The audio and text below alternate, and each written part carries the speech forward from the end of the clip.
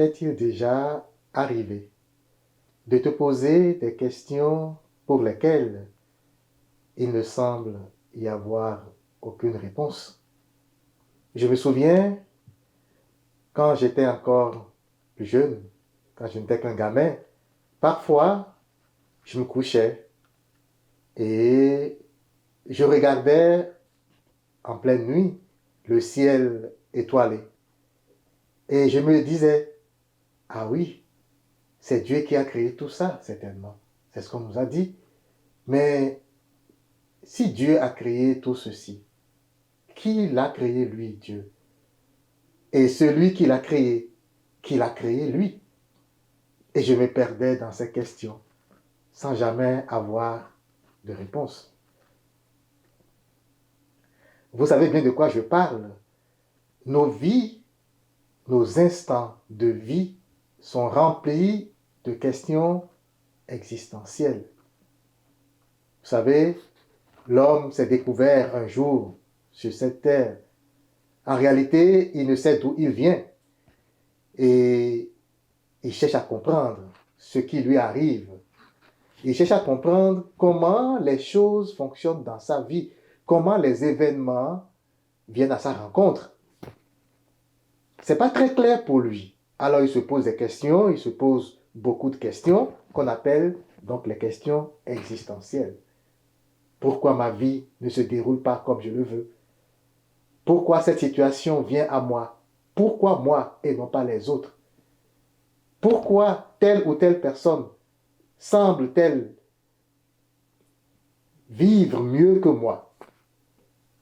Ce sont des questions aussi pertinentes les unes que les autres. Ce sont des questions qui méritent réponse. Ce sont toutes des questions qui renvoient à une seule et même question. Qui est Dieu? Et qui suis-je?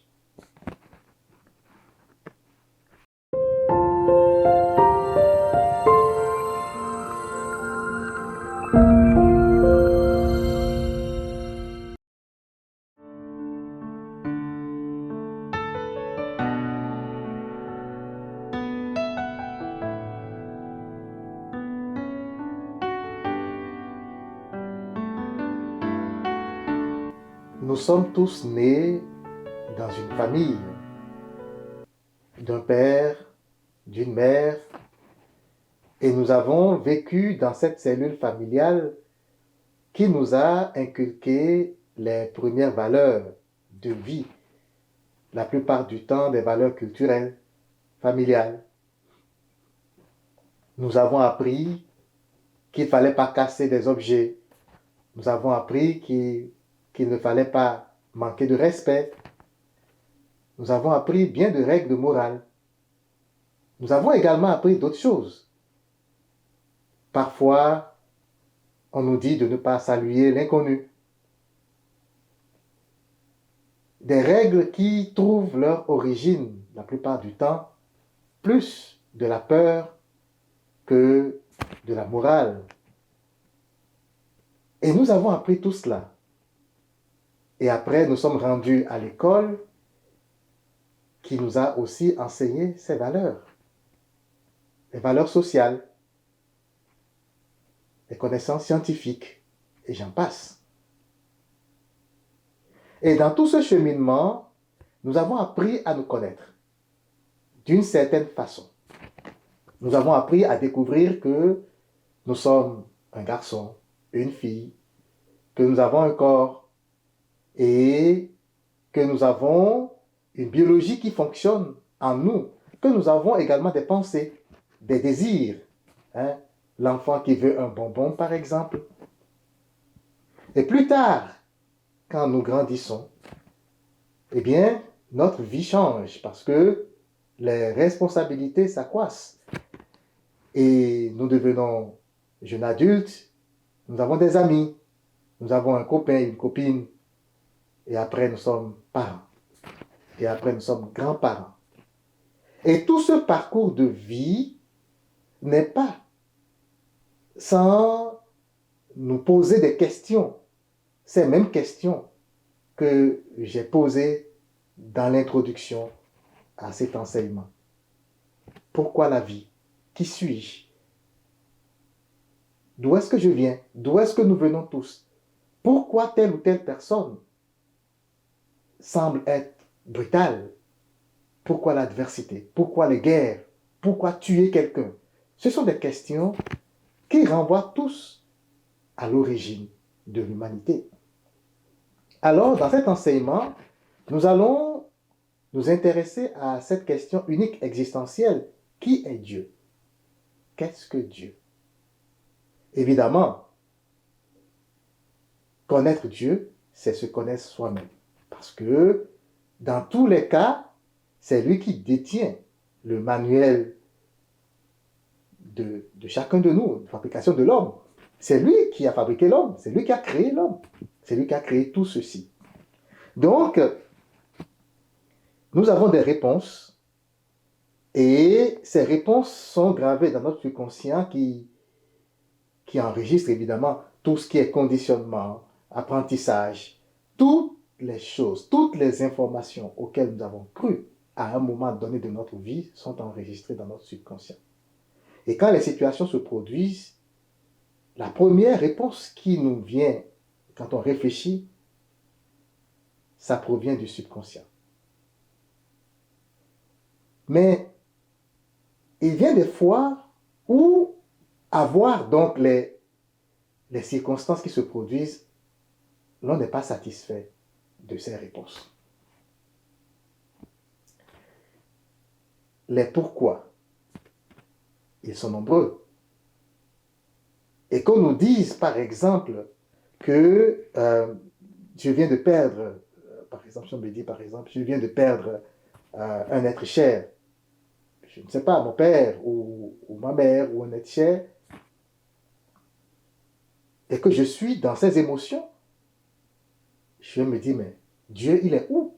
Si Dieu existe, pourquoi il a permis que je perde cet être cher auquel je suis si tant attaché?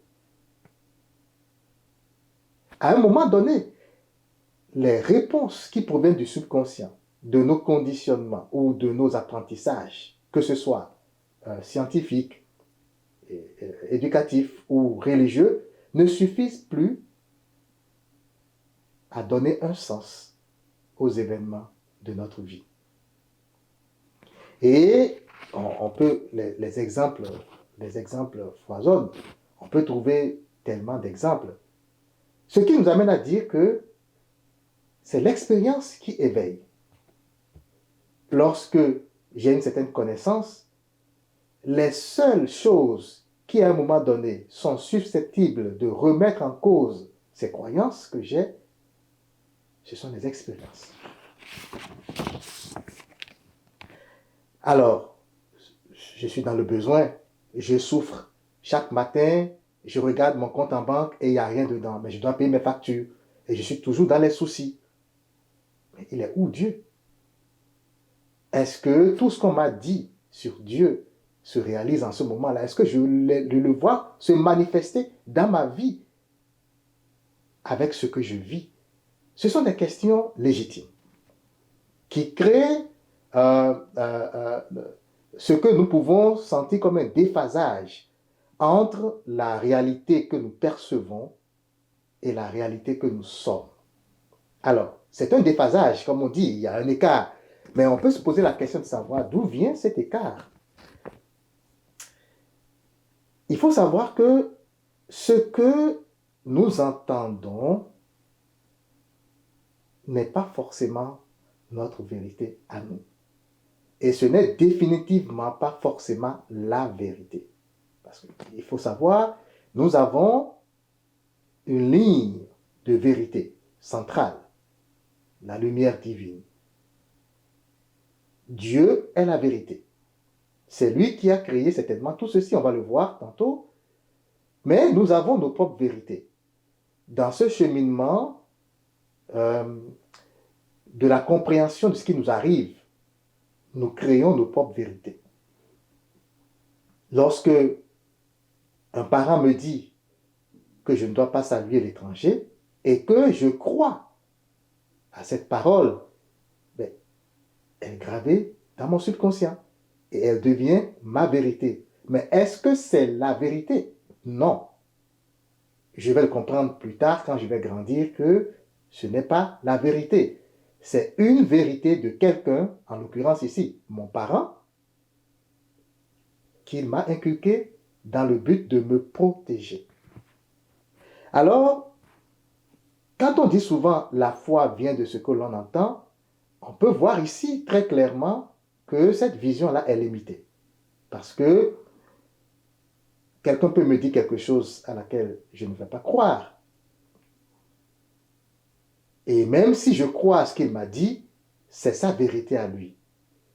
Évidemment, cela forge ma croyance en quelque chose. Et cette croyance, je la remets en cause. Ce n'est pas une foi immuable. Je la remets en cause plus tard. Et donc, lorsque je marche dans ma vie et que je ne sais pas où je vais, je ne sais pas ce qui m'arrive, je ne sais pas qui je suis, je marche littéralement dans le noir. C'est ce qui se passe. Quelqu'un me dit n'importe quoi, quand je suis dans la souffrance, ben je l'écoute. Et je suis plus enclin à l'écouter, à accepter tout ce qu'il me dit. Dépendamment de la douleur que je ressens en ce moment, j'ai envie juste d'en finir. Alors, ce que la personne me dit n'est pas pour moi l'essentiel. Si c'est une parole apaisante, c'est suffisant pour moi. Que ce soit ma vérité ou pas, je l'accepte et je crois. Mais ce qui se passe la plupart du temps, comme je viens de le dire, c'est la vérité de l'autre. L'autre a-t-il compris la vérité universelle? A-t-il compris comment l'univers fonctionne? Pas sûr. En ce sens, il est peut-être un aveugle qui me conduit moi aussi aveugle. Comme le Christ le dit, un aveugle peut-il conduire un autre aveugle? Ne tomberont-ils pas tous deux dans la fosse? On s'est laissé longtemps convaincre par ce que les gens nous disent de Dieu. Alors, il est temps, aujourd'hui, pour toi, de remettre en perspective tout ce que tu sais de Dieu et de te bâtir ta propre version de qui est Dieu. Cela semble un peu tiré par les cheveux quand on y pense. Ben, on connaît Dieu, on l'adore depuis des années. C'est un exercice, comme tant d'autres, qui nous permet de nous recentrer. Parce que, voyez-vous, lorsqu'on parle de quelqu'un qui a créé un système parfait, un monde parfait, et que moi, je pense croire en cette personne alors que je ne la connais pas, alors que je ne l'ai peut-être jamais expérimentée, est-ce que je dois garder cette croyance telle qu'elle? Ou je dois, à un moment donné, la remettre en cause, simplement, afin de pouvoir me restituer? Peut-être que c'est moi qui ne comprends pas réellement ce qu'il est. Peut-être que les autres disent bien et que moi, je n'arrive pas à percer le mystère. Quoi qu'il en soit, remettre en cause ce que je sais me permet toujours d'aller dénicher cette dimension dans laquelle je ne suis pas entré, cette explication, cette lumière que je n'ai pas encore eue. Et c'est l'exercice à laquelle je vous invite à travers donc cet enseignement que je vous donne. Ce que je vous dis ici, ce sont les fruits de mes propres recherches, donc c'est ma vérité à moi. Je vous donne juste des pistes et je vous invite à ne pas prendre tout cela en bloc comme parole d'évangile, mais à expérimenter vous-même parce que ce sont des pistes pratiques. Alors, à la question qui est Dieu, il y a une question à l'amont. La question de l'existence ou non de Dieu. Avant de dire qui est Dieu, il faut déjà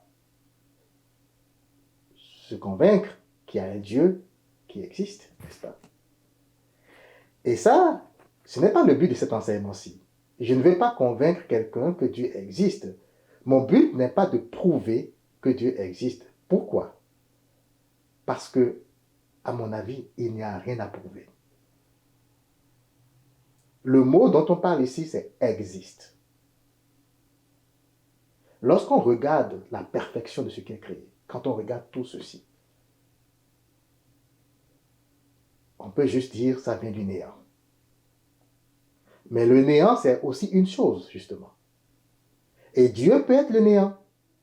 Tout ce dont on parle quand on dit Dieu existe ou pas, c'est qu'il y a un système, une intelligence universelle qui a créé tout ceci. C'est aussi simple que cela. En réalité, ce n'est pas quelque chose qu'on peut démontrer. Il n'y a pas de démonstration à faire de l'existence de Dieu. Les hommes essayent de conceptualiser ce qui n'est pas conceptualisable. Eckhart Tolle appelle Dieu l'innommable, l'être, l'un. Nous donnons des noms, oui, c'est bien, mais nous devons savoir que ce ne sont que des étiquettes que nous imposons à une réalité supérieure qui nous échappe totalement. Nous essayons de comprendre cette réalité par le biais de notre propre filtre humain. Est-ce que nous y parvenons? Chacun doit répondre à cette question. Alors, le point de départ pour chercher Dieu dépend donc de chacun. Ici, nous allons nous attarder sur les Saintes Écritures, mais je veux bien me faire comprendre, je veux bien que vous compreniez que ce n'est pas le seul point de départ pour comprendre Dieu. La plupart du temps, en tant que chrétiens, nous pensons détenir la vérité. Mais est-ce qu'on détient réellement la vérité? Chacun détient sa vérité. Il y a des gens qui ne connaissent pas la religion chrétienne et qui connaissent parfaitement Dieu à travers leur propre filtre. Ils ont une relation sublime avec Dieu. Alors, Dieu n'est pas l'apanage d'une religion ou d'un système de croyance ou d'une spiritualité. Dieu est Dieu pour tout le monde. C'est un peu tout comme si il y a un match de football et que chaque équipe appelle Dieu à son secours. Vous voyez que, logiquement, c'est impossible. Dieu est pour tout le monde. Est-ce que Dieu va favoriser une équipe au détriment de l'autre? Pas sûr. Alors, nous allons partir donc des Saintes Écritures pour élucider ce mystère, on va dire, cette énigme. Okay? Essayer de trouver des réponses à ce questionnement que nous avons. La révélation principale, selon moi, c'est celle de Jésus-Christ. Dans l'évangile de Jean au chapitre 4, verset 24, qui dit « Dieu est esprit ». En réalité, dans notre langage humain, c'est la révélation qui, on va dire, est la plus compréhensible. Dieu est esprit. Évidemment, avant cela, dans le livre de l'Exode, chapitre 3, verset 14, sur le mont Horeb, nous savons tous cette histoire. Si vous n'avez pas encore lu, je vous invite à méditer le chapitre 3 du livre de l'Exode. Nous savons tous, Moïse étant allé paître le troupeau de son père, voit un buisson ardent qui ne s'éteint pas. Et donc, faisant le détour, Dieu commence à lui parler. Et de cette conversation, Moïse va être envoyé au peuple d'Israël pour dire « Celui qui s'appelle « Je suis » t'a envoyé ». L'expression clé ici, c'est « Je suis ». Okay? Et,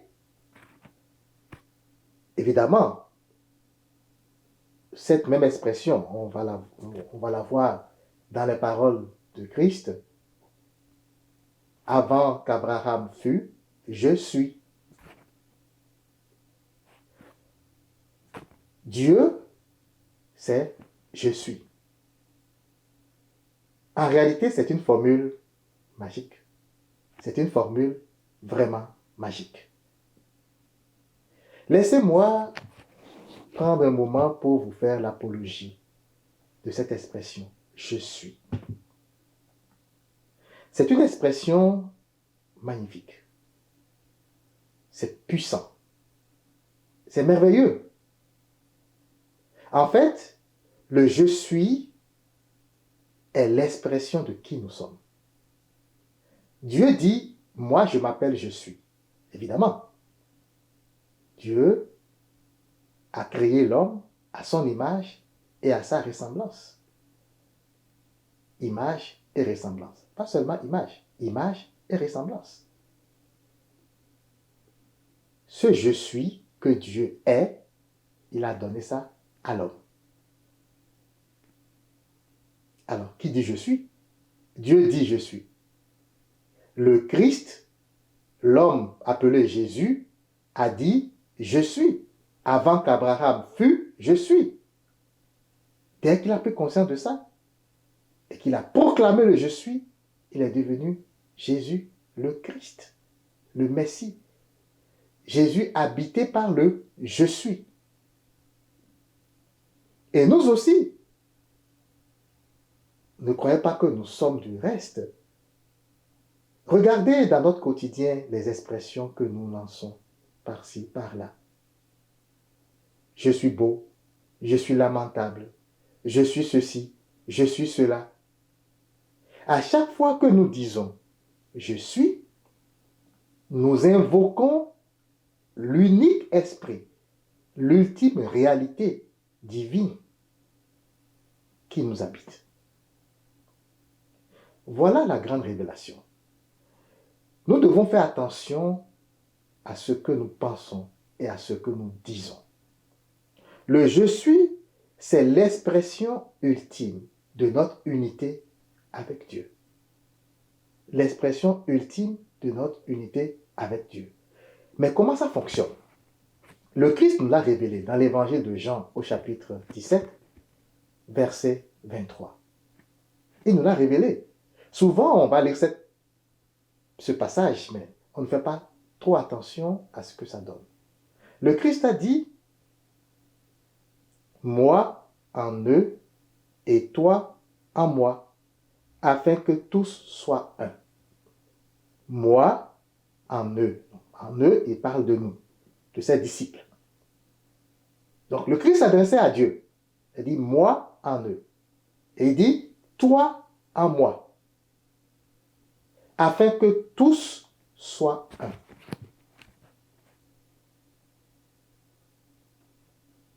Le Christ n'a jamais dit des mots superflus.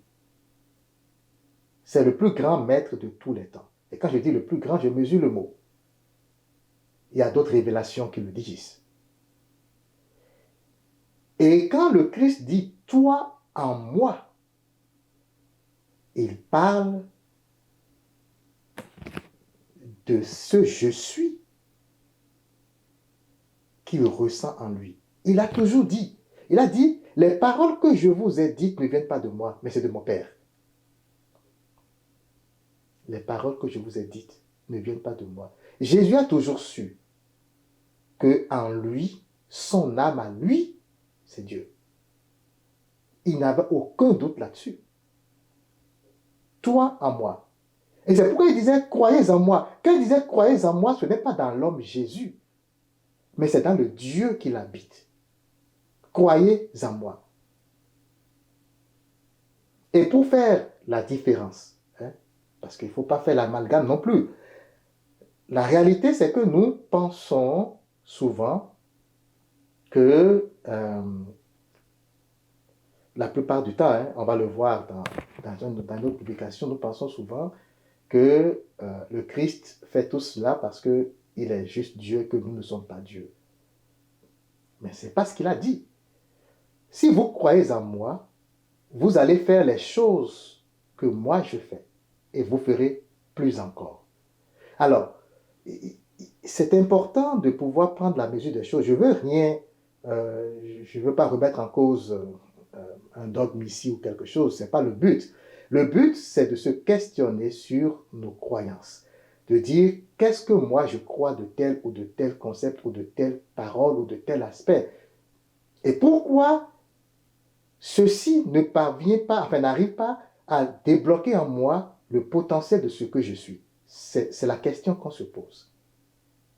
Nous savons que Jésus fait des miracles, beaucoup de miracles, et il est d'une sagesse incroyable. Il a dit, parce que Dieu est en moi. Et il nous a dit, vous êtes capable de faire pareil. Tout ce que Jésus nous a enseigné, il n'a jamais dit, moi je suis Dieu et vous ne pouvez pas. Vous êtes capable de le faire. Mais il faut croire en moi. Il faut croire en l'esprit qui est en moi. Il faut croire en je suis qui est en moi. Parce que le même je suis est en vous. C'est ce que le Christ nous dit. Et c'est ça, Dieu. Alors, c'est une grande vérité. Vous connaîtrez la vérité et la vérité vous libérera.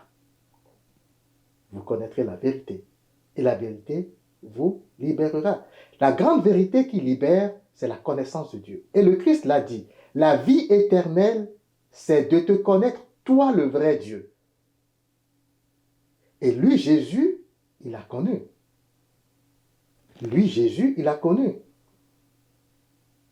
Il a dit, mais moi, le Dieu, moi, je le connais. Mon Dieu, moi, je le connais. Mais vous, vous dites que vous adorez le même Dieu, mais vous ne le connaissez pas. Et si moi, je vous dis que je ne le connais pas, je suis un menteur comme vous. C'est quoi un menteur comme vous? Mais vous avez le je suis que vous dites à chaque jour. Je suis ci, je suis ça. Mais vous n'êtes pas conscient que ce je suis, c'est Dieu qui est en vous. Et que ce Dieu qui est en vous s'exprime à travers chaque pensée et chaque parole de je suis que vous dites. Vous dites, j'adore Dieu, mais vous ne connaissez même pas le Dieu que vous adorez. C'est ce qu'il nous dit. Alors, si vous réalisez que vous n'avez pas pris conscience de ce je suis qui est en vous et que c'est ça la cause de tous nos problèmes, vous allez sortir de l'auberge. Et c'est ce que je vous souhaite. Ce que je souhaite, ce n'est pas que vous croyez à ce que je vous dis, c'est que vous expérimentiez. En commençant à prendre conscience de ce je suis qui est en vous et de méditer. Nous allons revenir dans un autre enseignement, un peu plus approfondi. Pour l'heure, je vais juste vous énumérer ici quelques implications de ce que nous sommes en train de dire. C'est des implications. C'est des conclusions que, personnellement, je tire et qui sont de nature à nous inciter à changer notre perception des choses, à remettre en cause nos croyances et à modifier nos croyances là-dessus. Changer notre mentalité sur le sujet. Le je suis est le symbole de la présence en chacun de nous, peu importe qui c'est, du pouvoir créateur. Créer à l'image et à la ressemblance, ça veut dire que Dieu nous a légué ce pouvoir créateur. Et il ne nous a pas juste abandonnés. Je suis avec toi. Je suis avec toi. Il est en nous. Dieu est en nous. Et il nous a donné ce je suis qui est le pouvoir créateur. Et Dieu n'est pas à l'extérieur des choses ou de nous. Il est à l'intérieur. Dieu est à chaque chose, à l'intérieur, pas à l'extérieur. Alors, si on se pose la question de savoir, mais où est Dieu? Il est où Dieu? La plupart du temps, nous pensons que c'est un petit vieillard qui est quelque part au ciel, perché, et que nous prions un Dieu extérieur. Mais non, Dieu est en nous. Ce que nous prions, c'est nous-mêmes. Parce que Dieu est un. Jésus l'a dit, qu'il soit un. Beaucoup ne comprennent pas ce mystère. Le Christ l'a compris. Et c'est pourquoi il est Christ.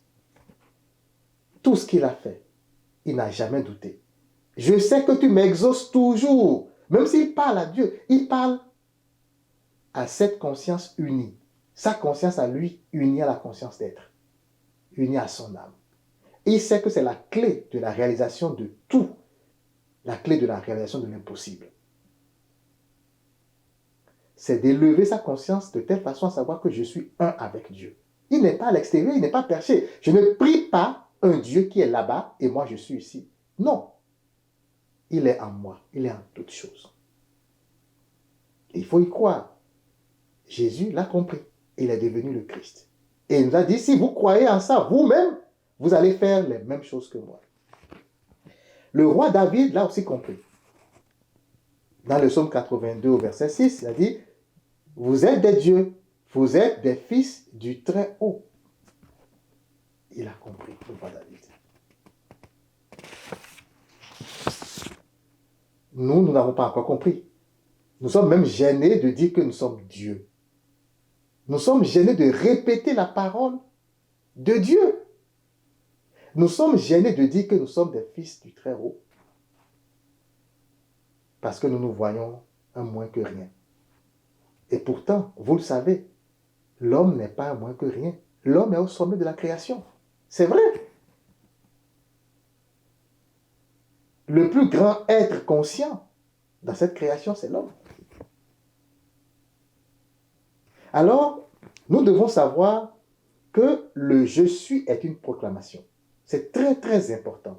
À chaque fois que je dis je suis, c'est une proclamation. Nous allons voir plus tard ce que ça fait, cette proclamation. Je lance une commande. Si tu sais que je suis, si tu te dis je suis riche, c'est que tu es riche. Tu prends conscience de ta richesse. Je lance une commande. Je suis pauvre, ça veut dire que je décrète ma pauvreté. Je lance une commande. Et ce n'est pas Dieu qui fait ça.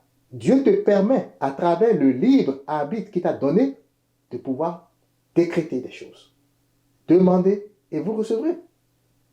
Décrétez et l'on vous donnera. Et donc, il faut savoir que c'est une formule magique qui donne vie aux choses. C'est pourquoi on dit toujours notre vie est le miroir de nos pensées, de nos paroles. Ce que tu décrètes et que tu proclames dans ta vie, c'est ce qui va se passer. C'est toi qui le fais. Ce n'est pas un diable quelque part qui le fait. On va le voir dans nos enseignements. Autre implication, c'est que Dieu est en toutes choses. C'est ce qu'on appelle l'omniprésence de Dieu. Dieu est en toutes choses. La présence de Dieu n'est pas seulement dans les êtres conscients. Oui, nous, on a la conscience. On peut décider. On a le libre arbitre pour décider. Mais Dieu est dans les plantes, dans les pierres, dans les animaux. Ouais.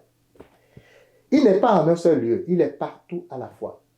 On peut voir dans l'histoire de la Samaritaine, dans les Saintes Écritures. Je vous invite à méditer cette histoire aussi. L'histoire de la Samaritaine, où Jésus dit clairement, écoute, Dieu n'est pas sur cette montagne que là-bas. Là. Il n'est ni là-bas, il est esprit, il est partout. Vous pourrez l'adorer de partout. Et vous pourrez avoir cette union sacrée avec Dieu de partout, pas seulement d'un seul lieu. Dieu est un souffle. Dieu est le vent qui souffle. Dieu est dans la pierre, il est partout. Il n'est pas la pierre, mais il est dans la pierre, il est dans la plante, il est partout. Dieu est dans chaque chose qui existe, c'est ce que nous devons savoir.